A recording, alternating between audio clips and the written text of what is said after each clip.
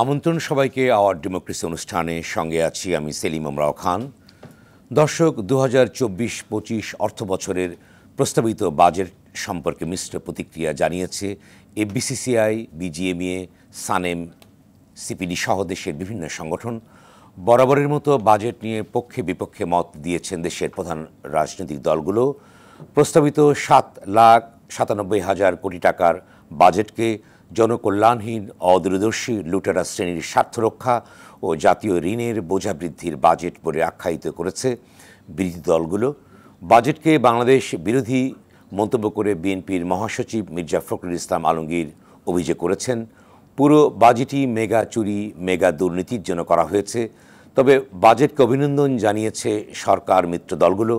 অর্থনৈতিক সংকটকালে এই বাজেট গণমুখী ও বাস্তবসম্মত মন্তব্য করে আওয়ামী লীগের সাধারণ সম্পাদক ওবায়দুল কাদের বলেছেন, সিপিডি, টিআইবি আর সুজন বিএনপির সুরে সুরে মিলিয়ে কথা বলছে।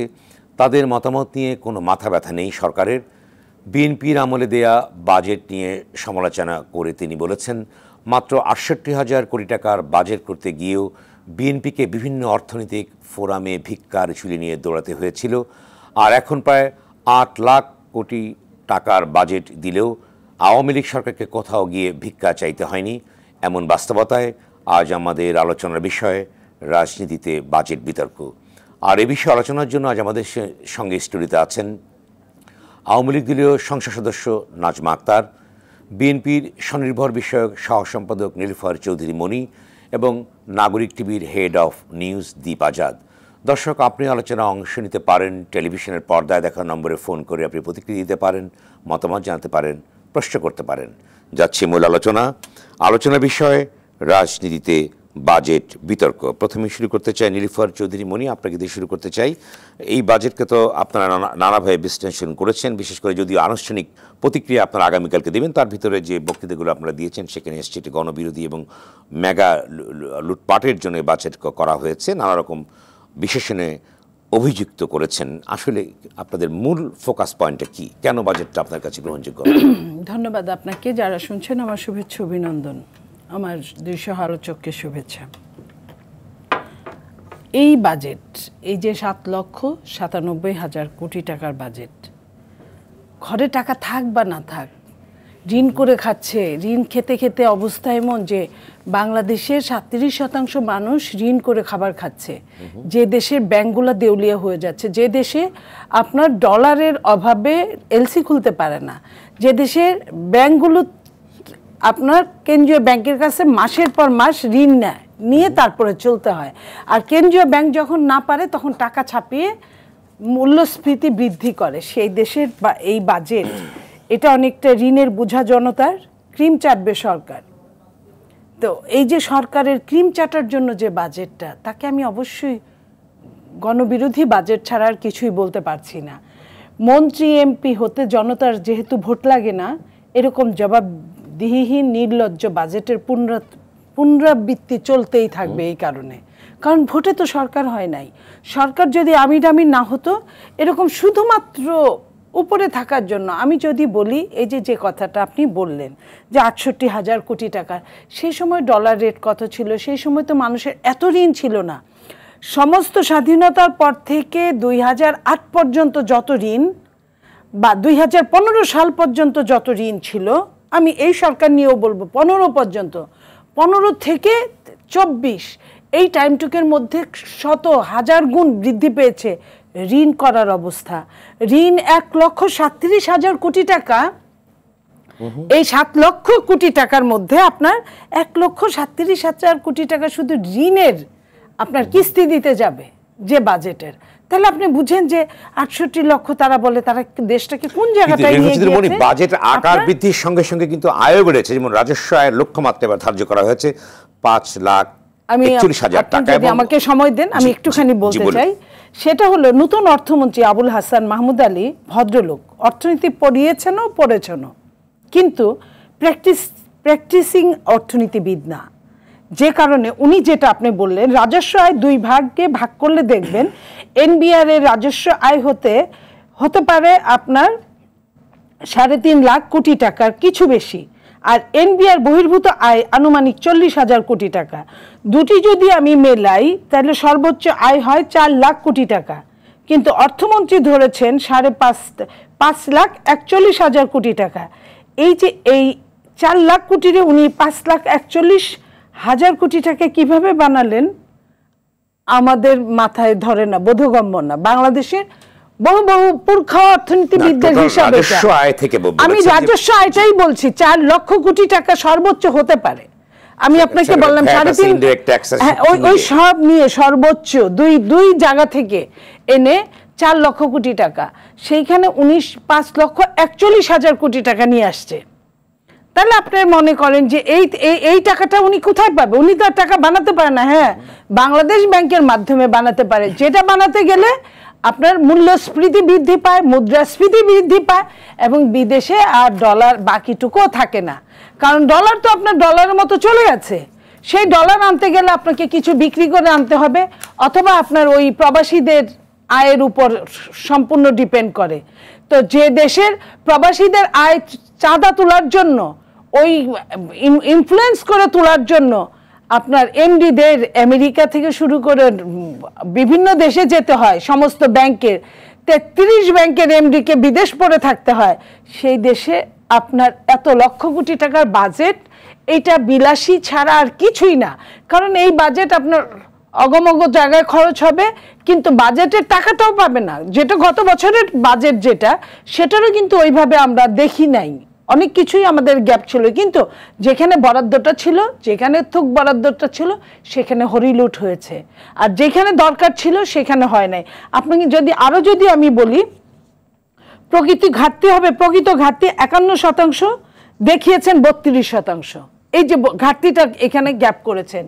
সার্বিক অর্থনৈতিক পরিস্থিতি ও সূচক বিবেচনায় নিলে স্পষ্ট ধারণা করা যায় প্রবৃদ্ধি 5%-এর কম, কিন্তু মন্ত্রী দেখিয়েছেন 6.75%। এই যে আবার তারা এই যে জিডিপি প্রবৃদ্ধিটার ওইখানে লক্ষ্যমাত্রা ধার্য করেছেন, শোনেন এটা 5-এরও কম নামবে। এত শুভঙ্করের ফাঁকিরত কিন্তু একটা সীমা আছে। করা হয় পরবর্তী পর্যায়ে এটা লক্ষ্যমাত্রা আপনার কত লক্ষ্যমাত্রা করা হয়? আপনার 2 থাকলে আপনি 2.5 করতে পারেন, 2 থাকলে 2.25 করতে পারেন। আপনার 5-এরও নিচে সেখানে আপনি 5.7 করা, 5.6 করা, মানে একটা বিরাট 5.7 করা একটা বিরাট ব্যাপার। তারপরে আপনার সরকারি হিসেবেই মূল্যস্ফীতি এখন বিবিএস বলেছে, যে 10.22, আর বেসরকারিভাবে এটা 15 ছাড়িয়ে যাওয়ার মতো। বিআইডিসি বলছে সমস্ত জিনিসপত্রের দাম বাড়ানোর পরে, ভ্যাট বাড়ানোর পরে, আমদানি কমিয়ে আমদানি শুল্ক বাড়ানোর পরে মূল্যস্ফীতি 6.5% নামিয়ে আনার লক্ষ্য নিয়েছেন, যা একদমই অসম্ভব, একদমই অসম্ভব। বাজেটে সুদ পরিশোধে ব্যয় হবে 1,13,000 কোটি টাকা। 1 দশকে আপনার দেশের বিদেশি ঋণ পরিশোধ বেড়েছে 108%। নতুন ঋণ নিয়ে পুরানো সুদের দায় মেটাতে হচ্ছে সরকারকে। এমত অবস্থায় আপনার এই বাজেট কি বাজেট, এটা আপনি নিজে। ধন্যবাদ। আবারও আসবো আপনার কাছে। মাননীয় সংসদ সদস্য নাজমা আক্তার, আপনি বলুন যে যেখানে ঘাটতি বাজার দেখানো হয়েছে এবং আভ্যন্তরীণ ঋণ নেওয়ার কথা বলা হয়েছে, ব্যাংক থেকে ঋণ নেওয়ার কথা হয়েছে, এবং সবচেয়ে বড় যেটি বলা হয়েছে বাজেটে চ্যালেঞ্জ সেটি হচ্ছে যে মুদ্রাস্ফীতি বা মূল্যস্ফীতি কমানোর, যেটা প্রধানমন্ত্রী নিজেও বলেছেন যে সেই লক্ষ্য হচ্ছে প্রধান লক্ষ্য। কিন্তু বর্তমান এই মাইক্রো ইকোনমির ব্যবস্থায় আপনারা কীভাবে সেটি কমিয়ে আনবেন, বা জিডিপির লক্ষ্যমাত্রা যেটি ধার্য করা হয়েছে 6.75, এটি কি আদৌ কি সম্ভব কিনা, না একটা কল্পনা? জি ধন্যবাদ, শুভেচ্ছা, এবং আমার সহ আলোচকদের শুভেচ্ছা জানাচ্ছি।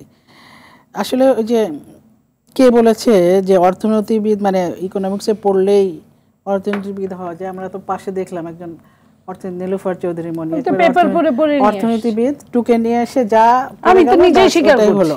হ্যাঁ, তো যাই হোক, এটা তো বাস্তব কিছু না।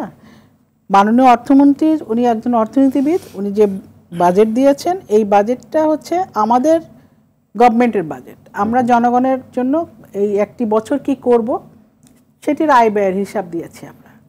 এখন এটা নিয়ে বিরোধী দল তো সারা জীবন এটা বলেছে যে গরিব মারার বাজেট, এই বাজেট মানে এই কোনো কাজ হবে না, এটা বড়লোকের স্বার্থ রক্ষা। এগুলি তো গণকথা, এগুলি হচ্ছে মানে সারা জীবনই বলে চর্বিত একই কথা বারবার বলা হয়, এই গরুর রচনার মতো, এইটা মুখস্থ কথা।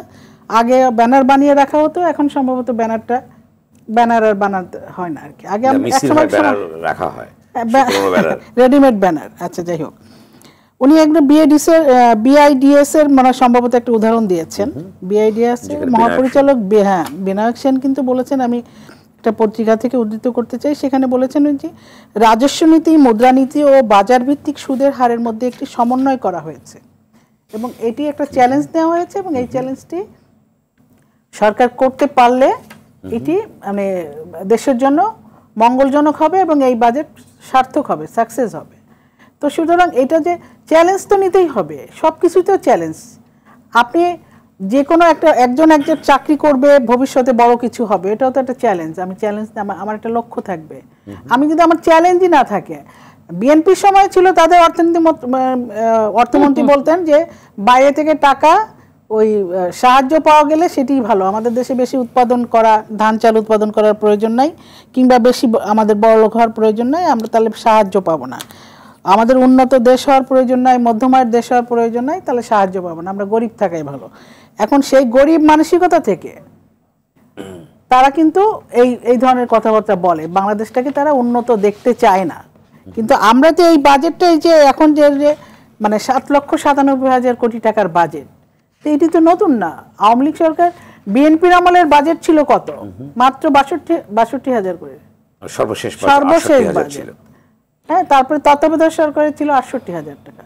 তো তারপর থেকে যে পর্যায়ক্রমেই তো বাজেটের আকার ক্রমান্বয়ে বৃদ্ধি পেয়েছে এবং বৃদ্ধি পেয়েছে সেইভাবে সরকার সফলতার সঙ্গে দেশ পরিচালনা করেছে, আয় ব্যয় করেছে, দেশের উন্নয়ন করেছে, অগ্রগতি করেছে এবং সারা বিশ্বের কাছে বাংলাদেশ ইমাজিন টাইগার, মানে এটা সবাই অর্থনীতিবিদরা বলছে। তারা বাংলাদেশটাকে কিভাবে বাংলাদেশ কিভাবে পরিচালিত হচ্ছে, মাননীয় প্রধানমন্ত্রী আপনার জাতিসংঘে বা কোথাও গেলে সারা বিশ্বে তারা সাইডলাইনে এসে প্রধানমন্ত্রীকে তারা জিজ্ঞেস করছেন যে আপনার থিওরিটা কিভাবে করছেন।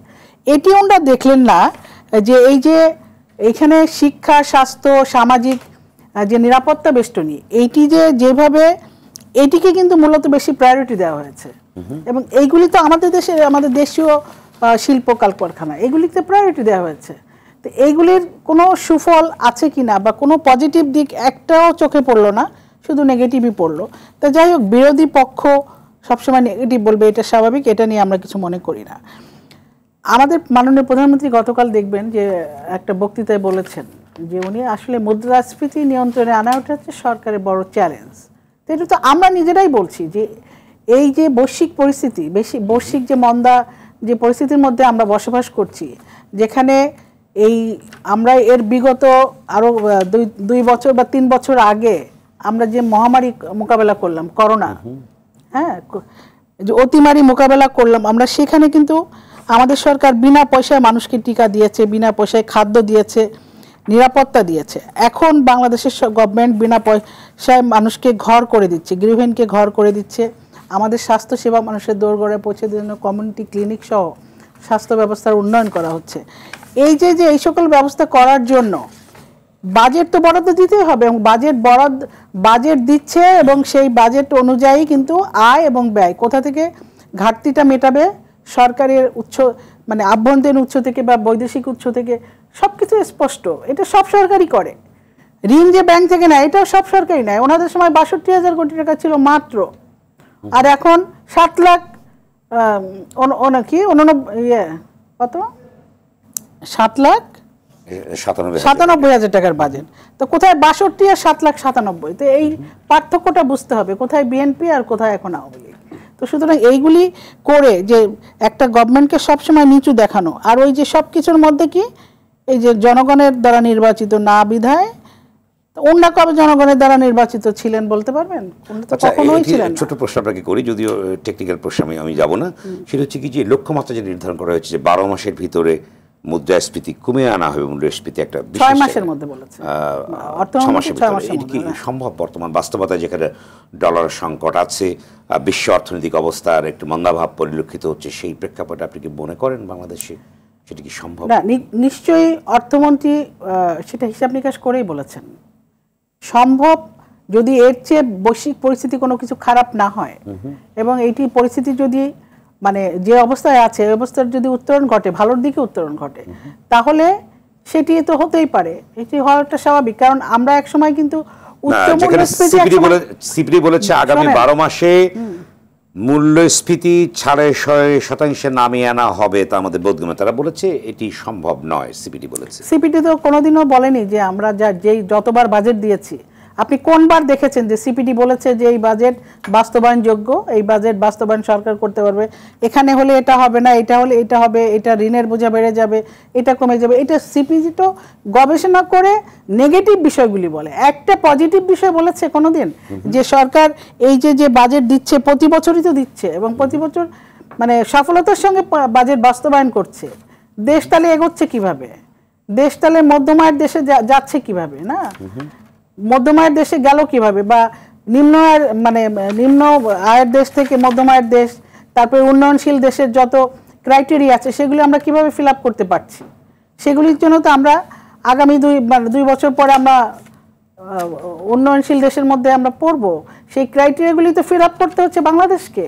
বাংলাদেশের গভর্নমেন্ট জয়ন্তী শেখ হাসিনার সরকারই তো এটা করছে, তা সফলতার সাথে করছে বলেই তো এই উত্তরণগুলি সম্ভব হয়েছে, সফলতার সঙ্গে করছে। এটা শুধু আমরা আওয়ামী লীগ তো বলছি না যে আমরা সফল, এটা সারা বিশ্ব বলছে, জাতিসংঘ বলছে, অর্থনীতিবিদরা বলছে, IMF বলছে, ADB বলছে, সবাই বলছে। আপনি মনে করছেন যে এটা সম্ভব, বাজেট যেটা আপনার বিশ্ব ব্যাংক বলছে।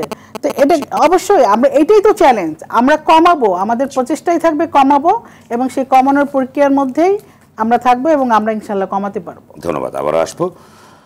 দীপাজাত, আপনি বলুন যে যখন বাজেট দেওয়া হয় তারপরে একটি রেওয়াজ বাংলাদেশের রাজনীতিতে আছে যে যারা বিরোধী দল থাকে তারা সবসময় এই বাজেট প্রক্রিয়ার সমালোচনা করে থাকে, তীব্র সমালোচনা করে থাকে, কিন্তু বাজেট চলমান এবং এই সংস্কৃতি দীর্ঘদিন ধরে চলে আসছে। কিন্তু বর্তমান প্রেক্ষাপটে যে বাজেটের কথা বলা হয়েছে, অনেকেই অর্থনীতিবিদ বলবার চেষ্টা করেছেন যে এই বাজেটটি বাস্তবমুখী নয় এবং যেটা সিপিডি বলেছে অর্থনৈতিক চ্যালেঞ্জ অনুধাবন করতে না পারায় বাজেটের চ্যালেঞ্জ মোকাবেলায় যেসব পদক্ষেপ নেওয়া হয়েছে তা দুর্বল ও অপর্যাপ্ত। আপনি কীভাবে মূল্যায়ন করবেন, যে সমালোচনাগুলোকে কীভাবে মূল্যায়ন করবেন? ধন্যবাদ সেলিম ভাই, নাজমা আপা, মনি আপা।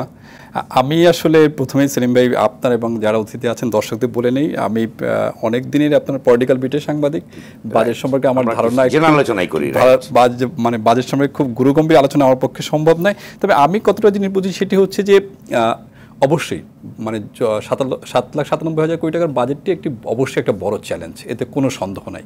এটি আসলে কিভাবে মানে বাস্তবায়ন করবেন সেই পরিকল্পনা হচ্ছে সবচেয়ে গুরুত্বপূর্ণ। কিন্তু আমার কাছে কিন্তু অবাস্তব মনে হচ্ছে প্রথম হচ্ছে মূল্যস্ফীতি আপনার 6 মাসের মধ্যে 6.5% নামিয়ে আনা, এটি আপনার খুবই আপনার অবাস্তব মনে হচ্ছে। কারণ এই মুহূর্তে আপনি যদি বলেন তাহলে অধ্যাপক আবুল বারাকাতের তথ্য দিয়ে বলা যায় গত 2 বছরে মানে খাদ্যে আপনার মূল্যস্ফীতি 100%, যেখানে আপনার এখন বিবিএসের তথ্যে আছে যে 10% মূল্যস্ফীতি। সেটি যদি আপনি বলেন তাহলে যে মানে অসংখ্য নিত্যপণ্যের উপরে কাঁচামালের উপরে শুল্ক বসানো হচ্ছে, অত্যাবশ্যক যেসব সেবা আছে সেসব জায়গায় যে শুল্ক বসানো হচ্ছে, সব কিছু মিলিয়ে যেভাবে শুল্ক বসানো হচ্ছে তাতে আপনার মূল্যস্ফীতি কীভাবে 6.5% আসবে, এটি অবশ্য আমার কাছে খুবই মানে অবাস্তব মনে হচ্ছে। এবং অবশ্যই অর্থমন্ত্রী নিজে ভালো বলতে পারবেন তার পরিকল্পনাটি আসলে কেমন, রোডম্যাপটা কী, এই মূল্যস্ফীতি কমিয়ে আনার ব্যাপারে রোডম্যাপটি আসলে কি। আচ্ছা, আমি আরেকটি প্রশ্ন বলি, সিম্পল একটা প্রশ্ন আপনাকে করি, সেটি হচ্ছে যে বাজেটে বলা হয়েছে যে 1% হারে আমদানি শুল্ক বসানো, অর্থাৎ দাম বাড়ানো হবে। গম, ভুট্টা, সরিষা বীজ, বিভিন্ন শাকসবজির বীজ, কয়লা, gypsum, plastic, coil, paper board বিভিন্ন বাড়ানো হয়েছে, ইনসুলিন সব বিভিন্ন। এই বিষয়টিকে আপনি কীভাবে দেখেন যে যেখানে ভুট্টা না ওইটাই বলছিলাম, কিন্তু ওইটাই বলছিলাম আপনার যে অসংখ্য নিত্যপণ্যের উপরে আপনার বিশেষ করে কাঁচামালের উপরে আপনার যে শুল্ক বসানো হচ্ছে এবং অত্যাবশ্যক বিভিন্ন মুদ্রাস্ফীতি বাড়বে না, অবশ্যই বাড়বে আপনার। কিন্তু আমি আসলে জানতে চাই আসলে অর্থমন্ত্রীকে, তিনি অবশ্য প্রশ্ন করে তো আবার রেগে যান, এটা একটু সমস্যা। আবার আমাদের সহকর্মীরা বাজেট উত্তর সংবাদ সম্মেলনে তাকে প্রশ্ন করেছিলেন, তিনি আবার পাল্টা প্রশ্ন করেন অথবা পাল্টা রেগে যাচ্ছেন। এটি অবশ্য অনেক বয়স্ক মানুষ, হ্যাঁ, ইনি আসলে অর্থনীতিবিদ না, তিনি অর্থনীতির স্টুডেন্ট ছিলেন, তারপরে আপনার আমলা, পরে আপনার হলো পররাষ্ট্রমন্ত্রী, এখন আপনার অর্থমন্ত্রী আর কি। মানে সেই অর্থে আপনার কিন্তু অর্থনীতিবিদ নন আর কি, অর্থমন্ত্রী আর কি, পড়াশোনা করা যে অর্থনীতির কথা বলি আমরা আর কি, আসলে প্র্যাকটিসিং অর্থনীতিবিদ বলি। কিন্তু আমার মনে হয় যে এটি যদি একটি পরিষ্কারভাবে রোডম্যাপটি বলতেন যে মূল্যস্ফীতি এইভাবে কমবে, নিশ্চয়ই আমার মনে হয় একটা যেহেতু তিনি বলেছেন, অর্থমন্ত্রী বলেছেন, তারপরে তো আস্থা রাখতেই হয়, এটা পরিকল্পনা নিশ্চয়ই তার উপরে আছে আপনার একটা। আমি আরেকটা জিনিস আমার মনে হয় যে সেলিম ভাই আপনি বলতে পারতেন, এটা উল্লেখ করতে পারতেন, যেটি নিয়ে সবচেয়ে বেশি সমালোচনা হচ্ছে বা আলোচনা হচ্ছে, দুটোই আমরা আসবো, সাদা টাকা কালো, হ্যাঁ, সেটি নিয়ে আপনার অনেক বেশি আলোচনা হচ্ছে। কিন্তু আমার মনে হয় যে গণমাধ্যমগুলো যে মানে শিরোনাম করেছে পরের দিন, মানে বাজেট পেশের পরে যে গণমাধ্যমগুলো শিরোনাম করেছে, শিরোনামগুলো কিন্তু আপনার সবই হচ্ছে হলো নেতিবাচক বা মানে পজিটিভ ইতিবাচক কোনো শিরোনাম আপনার আমি কিন্তু আপনার কোনো গণমাধ্যমেই দেখিনি। সেটি আপনি বণিক বার্তা বলেন, আজকের পত্রিকা বলেন, কালের কণ্ঠ বলেন, আর কোনো টেলিভিশন চ্যানেল বলেন, আর প্রথম আলো বলেন, যেটাই বলেন সবগুলো গণমাধ্যমে আপনার শিরোনামটি এরকম ছিল। আমার মনে হয় যে এটি একটা খুব বড় বাজেট, এর কোনো সন্দেহ নেই। নাজমা আপার সাথে এটি একসময়ের আপনার বাজেট ছিল মানে সর্বশেষ যে আওয়ামী লীগ ক্ষমতা আসার আগে ৬৮,০০০ কোটি টাকার বাজেট, সেটি এখন আপনার ৮ লাখ কোটি টাকার বাজেট। হ্যাঁ, 10 গুণ 12 গুণের আপনার বেড়েছে সেই জায়গাটি। একটা বড় জায়গাটি আছে আপনার ঋণ পরিশোধে, সুদের মানে ঋণের সুদ পরিশোধে আপনার বড় একটি টাকা চলে যাবে। হ্যাঁ, সেটি প্রায় 22% মতো। এরপরে আপনার সেটা হচ্ছে আমরা আরেকটা জিনিস খুব বলি, যখন সরকার ব্যাংক থেকে ঋণ নেবেন তখন কিন্তু বিনিয়োগের উপর এটা প্রভাব পড়বে। অভ্যন্তরীণ যে বিনিয়োগকারীরা আছে ব্যাংক থেকে তো সরকার কিন্তু না, এবার ঋণের পরিমাণটা কিন্তু অনেক বেশি কিন্তু, এবং ঘাটতি বাজেট রয়েছে সবকিছু মিলিয়ে, এবং করের যে চাপ রয়েছে মানে এনবিআর সেটি কতটা আপনার পরিপূর্ণ করতে কোনো বছরই কিন্তু আপনার এটি পরিপূর্ণ করা সম্ভব হয় না, তাদের যে লক্ষ্যমাত্রা থাকে সেটি কিন্তু পূরণ করতে পারেন না। এবছর কিন্তু করের মানে এইটা কিন্তু আরো বিস্তৃত করা হচ্ছে, বড় করা হচ্ছে। এনবিআর সেটি কতটা পারবে, যদি সেই সফলতা তার না আসে তাহলে কিন্তু আপনার বার্ষিক উন্নয়ন কর্মসূচিতে কাটছাট তৈরি হবে। ব্যাংকের ঋণের সরকার আরও বেশি ব্যাংক থেকে ঋণ নেবেন, বিনিয়োগের উপর প্রভাব পড়বে। এই কথাগুলো কিন্তু আপনার অস্বীকার করার কোনো উপায় নেই। কিন্তু শেষ কথা যেটি হচ্ছে যে যিনি বাজেটটা দিয়েছেন নিশ্চয়ই তার একটা পরিকল্পনা আছে, কিন্তু আমরা যারা কম বুঝি, অর্থনীতি কম বুঝি, বাজেট কম বুঝি, তাদের সামনে যদি আপনার একটু সহজ সুন্দর ভাষায় যদি একটি রোডম্যাপ থাকে, দৃশ্যমান পরিকল্পনা থাকে, অনেকে অনেকে বলেন যে আপনার আগামী ডিসেম্বর মাসে হবে আপনার বিদ্যুতের অবস্থা সহনীয় হবে। আরে বাবা, ডিসেম্বর মাসে তো বিদ্যুতের অবস্থা সহনীয় হবেই, কারণ তখন তো আপনার শীতকাল, তখন তো বিদ্যুতের ব্যবহার কম হবে, তখন তো লোডশেডিং কম থাকবে, নভেম্বর ডিসেম্বর জানুয়ারিতে তখন তো কম থাকবে। যদি আপনি এইভাবে বলেন তাহলে এটি আপনার হচ্ছে হলো কোনো পরিকল্পনাহীন একটি আপনার বাজেট যদি বলতে হবে। কিন্তু যদি আপনি বলেন যে না, আমার রোডম্যাপটি হচ্ছে এরকম, আমার মূল্যস্ফীতি এই কারণে কমবে, এই পদক্ষেপ নেওয়া হবে, সেটি আপনি যদি বলেন তাহলে কিন্তু আপনার এই প্রশ্নের উত্তরটি চলে আসে, যে যারা বলছেন যে বাজেট নিয়ে কোনো পরিকল্পনা নেই, তখন কিন্তু এই কথার উত্তরটি চলে আসে। সেটি নিশ্চয়ই আমরা আশা করি অর্থমন্ত্রী বলবেন কোনো এক সময়। ধন্যবাদ, আবারও আসবো। এরপর যে আমি আবারও যাচ্ছি নির্ভর চৌধুরী মনি, আপনার কাছে যাচ্ছে। আপনি বলুন যে এই যে কালো টাকা সাদা যেটা আপনাদের পক্ষ থেকে প্রতিবাদ করা হয়েছে, কিন্তু দেখা যায় যে বিভিন্ন সময় শুধু বর্তমান সরকারের বৃদ্ধি অভিযোগ আছে তা নয়, অর্থাৎ বিভিন্ন সরকারের বৃদ্ধি অভিযোগ আছে তাদের কালীন সময় টাকা পাচার হচ্ছে। তবে এটিকে একটি মোক্ষম পথ নয় যে দেশের টাকা একটা 15% দিয়ে সেই বিষয়টাকে জাস্টিফাইড করাকে বা হোয়াইট করার এই বোধহয় প্রথম যে আপনার বৈধ মানুষের চেয়ে অবৈধ মানুষের দাম বেশি ওপেন সরকার বুঝিয়ে দিল।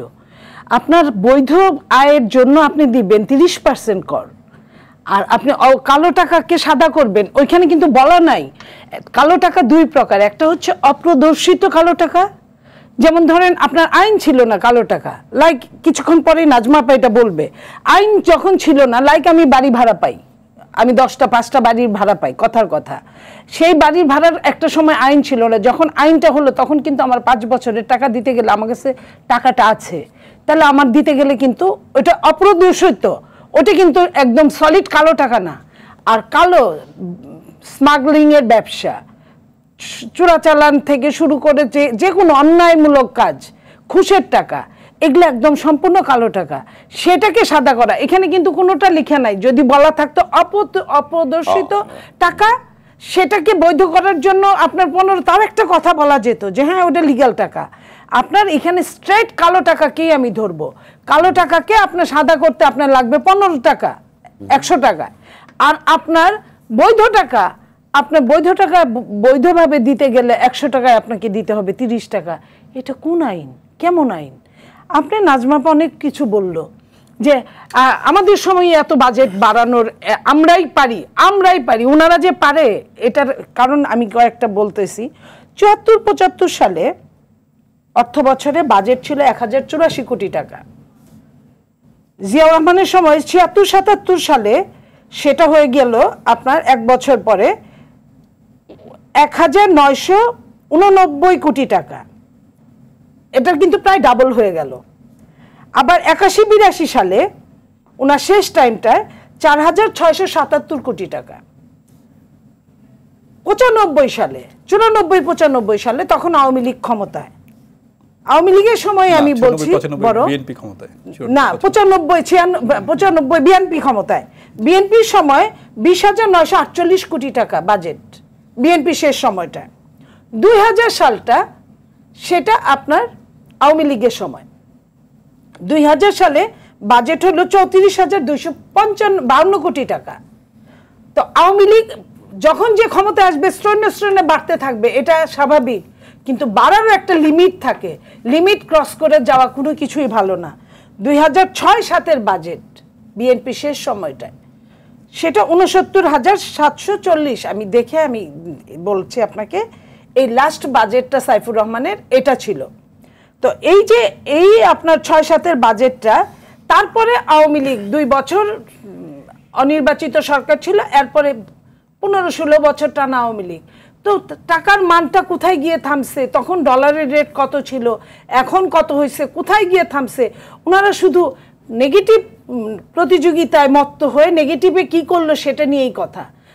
পজিটিভ যে আমার ব্যাংক দেউলিয়া হয়ে যাচ্ছে, আমার টাকা নাই, আমি কাগজের টাকা ছাপায় দেশ চালাচ্ছি,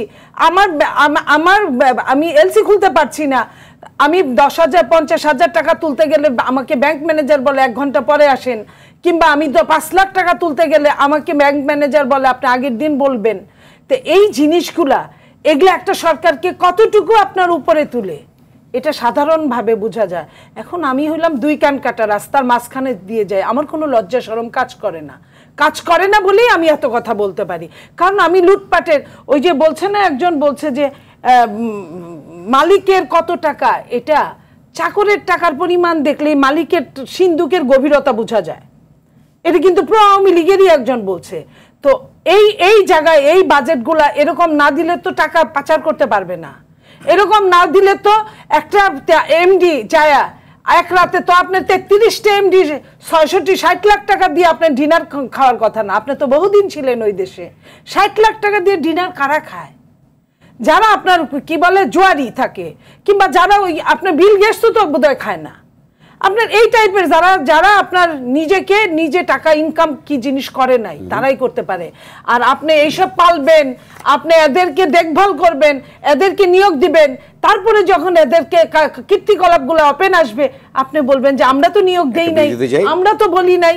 তা এই যে আমরা তো বলি নাই, এখন আজিজ খুব খারাপ লোক, এখন কি বলে ওই যে বেনজির নজিরবিহীন খারাপ লোক। তখন কিন্তু আপনি যখন নিয়োগ দিছিলেন অন্যায়ভাবে, তখন কিন্তু নজিরবিহীন ভালো লোক ছিল। আজকে বিরতি নিতেই হচ্ছে আমাদের দর্শক। আওয়ার ডেমোক্রেসি অনুষ্ঠানে নিচ্ছি ছোট্ট বিরতি, সঙ্গেই থাকুন।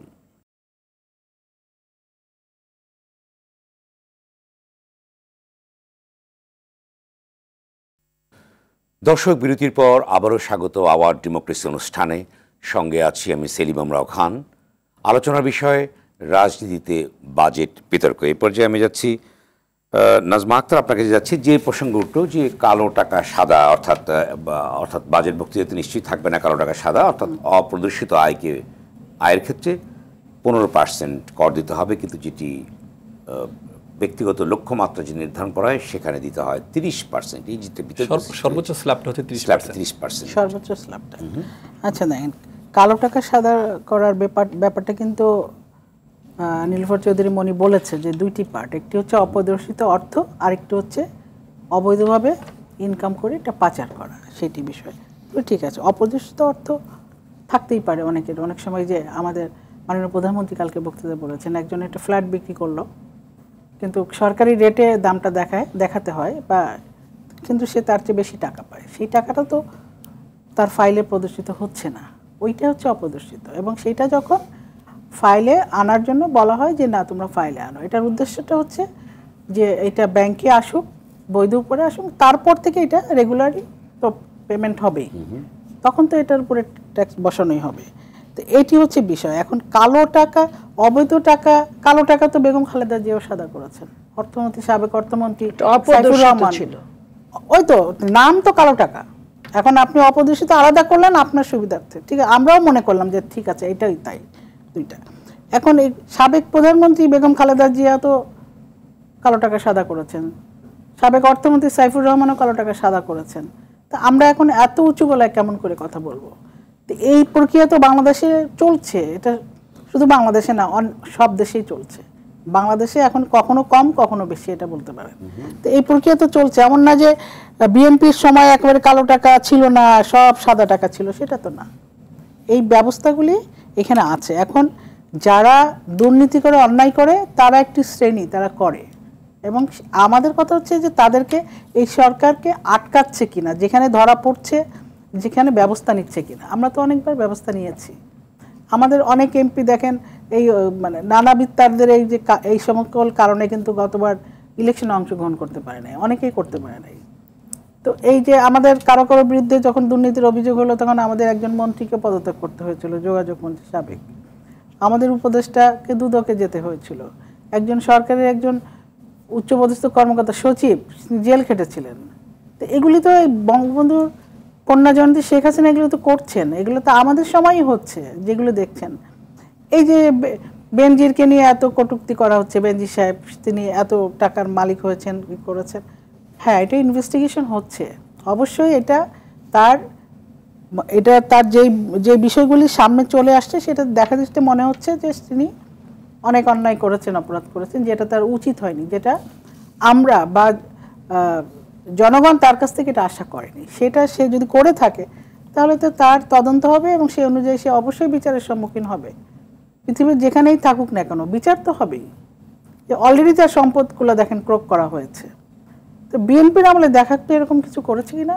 তাদের একটা প্রধানমন্ত্রী পরিবারের সন্তানেরাও তো তারা টাকা পাচার করেছে বিদেশে, তাই না? তারেক রহমান টাকা পাচার করেছে, এখন বিদেশে আয়েশি জীবনযাপন করছে। কোকোর টাকা, পাচারকৃত টাকা কিছু একটা অংশ ফেরত আনা হয়েছে, বাংলাদেশ গভর্নমেন্ট ফেরত এনেছে, সেটি সোনালী ব্যাংক রমনা শাখায়, সেটা এখনো গচ্ছিত আছে। তো এইগুলি তো তাদের নেত্রী প্রাইম মিনিস্টার, একজন সাধারণ মানুষ না, সাবেক প্রাইম মিনিস্টার, একটা দলের প্রধান, তিনি তার একজন যে অরফানেজ ট্রাস্টের যে ফান্ডে যে টাকা এসেছিল বিদেশ থেকে এতিমদের জন্য, সেই অর্থটা উনি প্রপার হয়েছে ব্যয় না করে সেটি সে আত্মসাতের কথাই বলা হয় যে মামলা হয়েছে, তার দায়ে উনি জেল খাটছেন।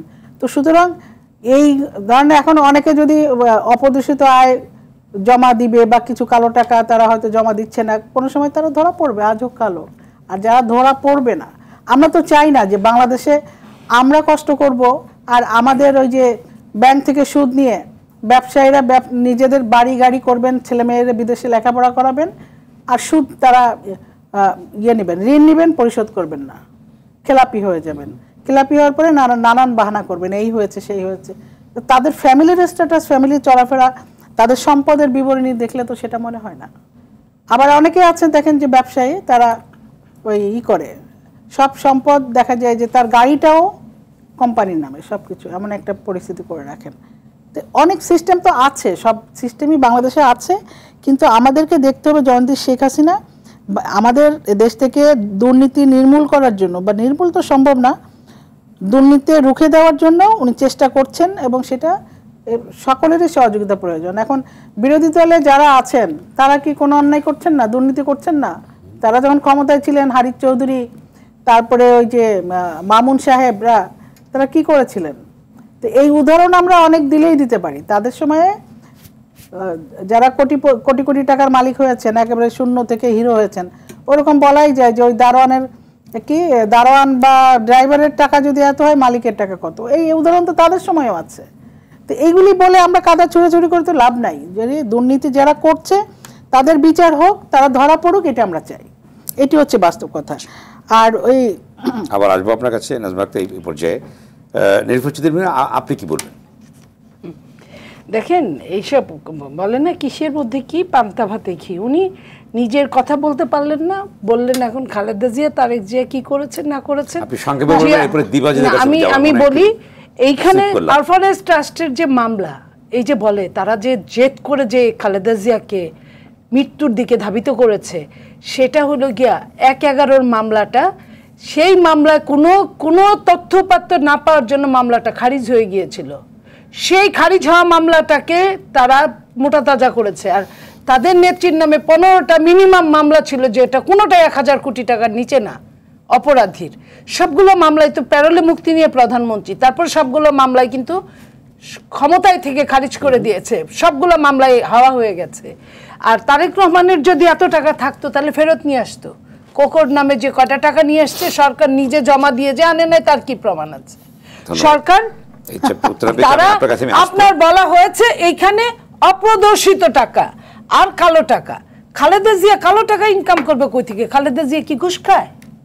খালেদা জিয়া কি আপনার কারো বাড়িতে চুরি করছে? খালেদা জিয়া কি চোরাচালানির ব্যবসা করছে? চোরাচালানির ব্যবসা কারা করছে? যারা এই সরকারের সঙ্গে থাকে, এই সরকারের আজিজ গংয়ের ভাইরা, আজিজ আপনার বেনজির গং, আপনার আনার গং, যারা কিনা ডাবল ভাবে তাদের বাড়ির উপর দিয়ে, তাদের এলাকার উপর দিয়ে সোনার বার গেলে বারের উপর ট্যাক্স ধার্য করে। তারা হইল গিয়া এরকম, যেটা দিলীপ, তাদের আরেক গং দিলীপ বড়ুয়া, উনি নিজে বলেছে 80% এই সরকারের 80% এমপি মন্ত্রীরা চোরাচালানের সাথে জড়িত। তা এটা তারাই বলছে। তারা তো এখন নিজের কথা এগুলা বলতে পারবে না। 2 দিন পরে ওই যে বললাম, আবারও বললাম আমি, যে মালিকের লকারের গভীরতা না জানি কত বড়।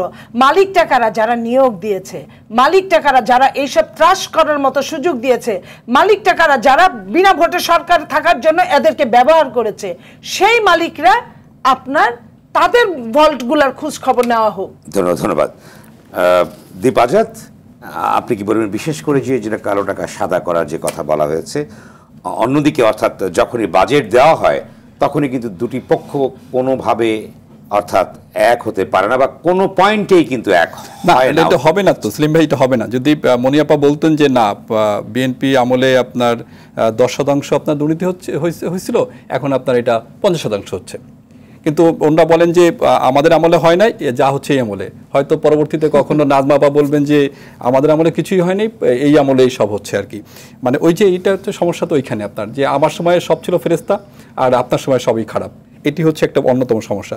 দ্বিতীয় হচ্ছে যে মনিয়াপা যেভাবে জেনারেলাইজ করছেন যে মানে আপনার দারোয়ান বা আমার তহসিলদার চুরি, মানে ঘুষ খাইলেই আপনার মানে এসি ল্যান্ড বা আমি আপনার কোম্পানির মালিক, আমি নিজেই আমিও দুর্নীতিবাজ হব, এটি আপনার জেনারেলাইজ করার কোনো সুযোগ নেই। কিন্তু সব ক্ষেত্রেই আপনার এটা উনি বলেছে যে নিয়োগকর্তা না, সেটাই তো আপনার বলছি। জেনারেশনে যদি কোনো ব্যক্তিকে না, আপনি বেনজির আহমেদকে যখন নিয়োগ করেন, যিনি তখন আপনার মানে বিসিএস দিয়ে পুলিশ হলেন, তখন তিনি দুর্নীতিবাজ ছিলেন?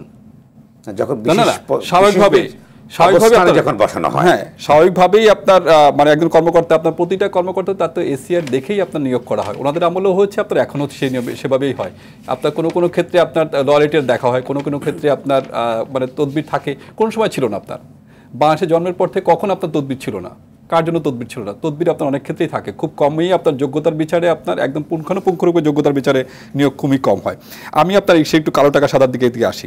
সেটি হচ্ছে যে ছোট্ট একটা তথ্য দিয়ে আসি। সেটি হচ্ছে যে সুইজারল্যান্ডের ইউবিএস ব্যাংক বলছে 2018 থেকে 2020 সাল পরপর 3 বছর বিশ্বের ধনীর সংখ্যা যে বেড়েছে যে দেশগুলোতে, তার মধ্যে অন্যতম হচ্ছে বাংলাদেশ। 1700 জন আপনার এখন বাংলাদেশের 100 কোটিপতি তাদের তথ্য মতে। আপনি যদি বলি, এখন আমি এই তথ্য দিয়ে এটা বলতে চাই না যে এরা সবাই আপনার চুরি করে তারপরে দুর্নীতি করে আপনার সবাই 100 কোটিপতি মানে হয়েছেন, এটি আপনার এই কথা বলার কোনো অবকাশ নেই। কারণ এই জন্য বলছি যে বাংলাদেশের অর্থনীতিটা একটা হচ্ছে যে আপনি যদি দেখেন, সেটি হচ্ছে রপ্তানি কিন্তু 50 বিলিয়ন ছাড়িয়েছে, অর্থনীতিটা কিন্তু বড় হচ্ছে। অর্থনীতি বড় হচ্ছে, 1 লাখ কোটি টাকার এখন প্রকল্প হচ্ছে, উন্নয়ন প্রকল্প হচ্ছে, 1 লাখ কোটি টাকার উন্নয়ন প্রকল্প হচ্ছে। ফলে এখন যদি আপনি সেই 10% যদি চুরি করেন, তাহলে যদি আজ থেকে 20 বছর আগে যদি 10% চুরি করতেন, তখন আপনার যদি 5000 কোটি টাকার প্রজেক্ট হইতো, তাহলে আপনি 10% কয় টাকা পেতেন? আর এখন 1 লাখ কোটি টাকার প্রজেক্ট, এখন যদি আপনি 10% চুরি করেন, তাহলে তো আপনার চুরির পরিমাণ অনেক বেড়ে যাচ্ছে, যদি হিসাবটি এইভাবেই করেন। আমার একটা জিনিস হচ্ছে যে প্রধানমন্ত্রী একটা ব্যাখ্যা দিয়েছেন তিনি, যে কেন তিনি এই সুযোগটা দিলেন। যদিও এটি সাধারণ মানুষের মধ্যে এটা নিয়ে অনেক ক্ষোভ আছে, যে আমি এত কষ্ট করে কেন 30% টাকা বা বেশি টাকা দেবো, আর যিনি চুরি করেছেন তাকে সাজা না দিয়ে কেন। এখন একটা হচ্ছে যে বিভিন্নভাবে প্রচুর পরিমাণ অর্থ টাকা বের হয়ে গেছে, পাচার হচ্ছে, এটা সত্য কথা। হ্যাঁ, সেই টাকাটার কোনো না কোনোভাবে তো ফেরত আনতে হবে কিছু সুযোগ দিয়ে, হয়তো সেইটার জন্যই আপনার এই ব্যবস্থা নেওয়া হচ্ছে। কিন্তু আমি সংশয় আছি এই চোররা টাকা ফেরত আনবে কিনা। ধন্যবাদ। নাজমা আক্তার, আপনি বলুন কোন বিষয়ে? এই বিষয়টা, এই যে কালো টাকা সাদার যে প্রসঙ্গটা গেলো, যে হয়তো সুযোগ দিয়েছেন টাকাগুলো যাতে বাংলাদেশে ফেরত আসে। অন্যদিকে যেটা নির্বাচিতের মনি বলার চেষ্টা করলেন, যে যখন নিয়োগকর্তা যারা থাকেন, কেন তাহলে বেনজির কিংবা অন্যান্যদের মতো ব্যক্তির সৃষ্টি হয় যখন চাকরি থেকে সরে যায় তারা, তারপরেই তাদের দুর্নীতি নিয়ে অর্থাৎ উদ্ঘাটন করা হয়, কিন্তু যখন তারা শীর্ষে থাকে কেন তখন মনিটরিং প্রসেসটা অর্থাৎ তাদেরকে মনিটরিংয়ের ভিতরে নিয়ে আনা হয় না? এর কারণটা কি? মাসুদুল আহমদকে নিয়োগ দিছিল কারা? 6 জনকে ডিঙিয়ে সেনাপ্রধান, তারপরে তত্ত্বাবধায়ক সরকারের প্রধান উপদেষ্টা, ওনাকে নিয়োগ কে দিয়েছিল? ওই যে বিশ্ব ব্যাংকে কে দিয়েছিল? বেগম খালেদা জিয়া। ওনাদের সময় এই যে হারিস চৌধুরী থেকে শুরু করে মামুন, তারেক রহমান, তার ফ্যামিলি, তার আত্মীয় স্বজন এবং তার বন্ধু বান্ধব যারা, তারা কারা ছিল? তো এই যে নিয়োগ দিয়েছেন, ওনাদের সময় যে দুর্নীতিতে 5 বার ওনারা চ্যাম্পিয়ন হলেন, এবং সেই তখন কি কি কারণে সে চ্যাম্পিয়ন হলেন সেটি কি ওনারা ব্যাখ্যা দিতে পারবেন? যেই দল ক্ষমতায় থেকে 5 বছর চ্যাম্পিয়ন হয় দুর্নীতি থেকে, এই শর্টকামস থেকে আপনারা শিক্ষা নিয়ে কি সেই অর্থাৎ অ্যাপ্লাই করতে পারবেন? কারণ আমরা কি আবার 5 বার চ্যাম্পিয়ন হয়েছি? দুর্নীতিতে চ্যাম্পিয়ন হয়েছি? আমরা দুর্নীতি নিয়ন্ত্রণ করার চেষ্টা করছি। আমাদের বিরুদ্ধে যেটা, আমাদের যে পদ্মা সেতুর বিরুদ্ধে দুর্নীতির অভিনব একটা ইয়ে করা হয়েছিল, যে এরা দুর্নীতি করেছে, টাকা ছাড় দেওয়া হয় নাই, বলেছিল দুর্নীতি করেছে। কি করেছে? দুর্নীতির চিন্তা করছে। সেটা কানাডিয়ান আদালত সেটাকে খারিজ করে দিয়েছে। তো এইটা যে তাদের সময় দুর্নীতি হয়েছে প্রাতিষ্ঠানিকভাবে, এবং সেটা প্রাতিষ্ঠানিকভাবে স্বীকৃতি পেয়েছে। 5 বার বিএনপির আমল হচ্ছে দুর্নীতিতে চ্যাম্পিয়ন। আর আমরা যদি সেই লিগাসি বহন করে বেড়াতাম তাহলে তো আমরাও চ্যাম্পিয়ন হতাম। আমরা আমরা আলোচনা শেষ পর্যায়ে এসে আপনি বলুন যে বাজেটটা আসলে সম্পূর্ণ কতটুকু বাস্তবসম্মত, বা কোনো লফুজ আছে কিনা, বা আপনাদেরকে যে সংশোধন করেছে মনে হয় কিনা যে আপনারা সংশোধন করবেন, বা এটা কি সম্পূর্ণ বাস্তবমুখী কিনা? শোনেন, বাজেট চ্যালেঞ্জিং। বাজেট দেওয়া হয়েছে চ্যালেঞ্জ মোকাবেলা করার জন্য। আমাদের যে বৈশ্বিক যে মন্দা অর্থনীতি এখন চলছে, আমাদের দেশের মধ্যেও কিছুটা অর্থনৈতিক মন্দা চলছে, আমাদের মূল্যস্ফীতি আছে, হ্যাঁ, আমাদের সব কিছু মিলে আমাদের ঘাটতি বাজেট আছে, আমাদের ঋণ আছে, আমাদের ঋণ পরিশোধের বিষয়গুলি আছে, হ্যাঁ, সব কিছু মিলিয়ে চ্যালেঞ্জিং। বাট এই চ্যালেঞ্জ মোকাবেলা করার জন্য তো বাংলাদেশ আওয়ামী লীগের গভর্নমেন্ট, জননেত্রী শেখ হাসিনার গভর্নমেন্টও এই চ্যালেঞ্জ মোকাবেলা করে সবসময় সফল হয়েছে, বিগত দিনে সফল হয়েছে, আগামী দিনে অবশ্যই সফলতা অর্জন করবে, অবশ্যই অর্জন করবে। আপনি 30 সেকেন্ডে বলুন। 30 সেকেন্ডে যদি বলতে বলেন, তাহলে দুর্নীতিতে চ্যাম্পিয়ন যেটা বললেন, 2000 সালে কারা ক্ষমতায় ছিল? আওয়ামী লীগ। 2001 বছর আগে ওটার রিপোর্ট হয়, গবেষণা হয়। 2000 শোনেন, 2000 সালে তারা ক্ষমতায় ছিল, 2001-এ দুর্নীতিতে চ্যাম্পিয়ন। 2001-এ ক্ষমতায় ছিল কারা? অক্টোবর পর্যন্ত তারাই ক্ষমতা ছিল 2001-এ। 2002 থেকে বলেন, এখন 2 থেকে 3 বছর যদি বলেন, 3 বছরে আপনার হঠাৎ করে কি শয়তান থেকে ফেরেশতা হয়ে যায়? আর দ্বিতীয় কথা বলবো, বাংলাদেশের বাজেট, যে দেশের 2 মাসের রিজার্ভ থাকে না, 2 মাসের টাকা নাই ব্যাংকে, সেই দেশে এই বিলাসী বাজেট আপনার কল্পনা প্রসূত ছাড়া কিছুই না। আপনার রিজার্ভের কথা বলে, এখন এই যে $17 বিলিয়ন যেখানে বাজেট, এই বাজেট হলো হরিলুটের বাজেট। এখান থেকে কিছু টাকা তসরুপ করে আবার ওই মালিকরা চাকরদের দিয়ে আবার বিদেশ পাঠাবে।